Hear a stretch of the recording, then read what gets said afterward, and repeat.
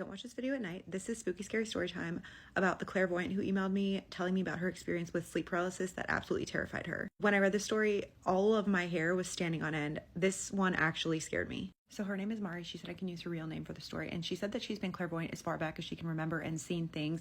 She says things because they're always different. They're demons, ghosts, spirits, entities, but it varies. She said because she's been seeing things for so long, she's really desensitized to it and not much scares her. It's usually just listless ghosts going about their business, leaving her alone. On the day she experienced this, she's over at her ex's house. We're calling him Fernando for this story.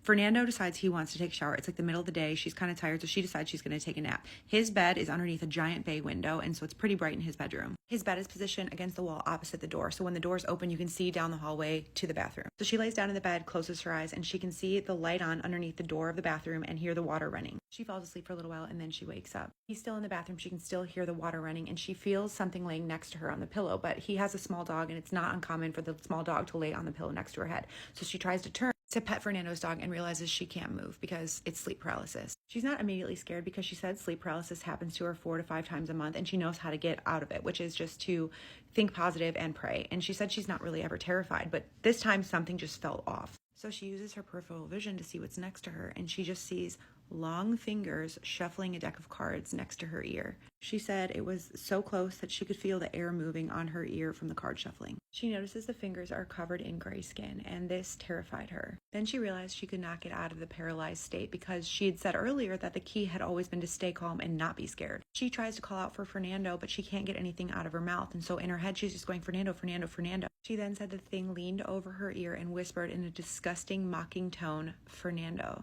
Then it laughed a small, inhuman chuckle. When it laughed, she woke up. She shot up in the bed and looked around. She said the thing had left because it didn't want her to see it in its complete form. She said this happened back in 2017, so I emailed her back and I was like, have you seen this entity again? Like, what do you think it was? And she said, after the initial fear wore off, I've thought about it more, and the only detail that I'm certain is that it was shuffling tarot cards. She said her ex lived in a townhome complex where there was always paranormal activity going on, but she said that she thinks that this thing was just passing by and wanted to mess with her, just out of pure opportunity. Mari also said that she has more experiences she's open to sharing if you guys want to hear them and like this one. Everybody else, keep sending me your spooky, scary stories, and I will keep adding them to this playlist.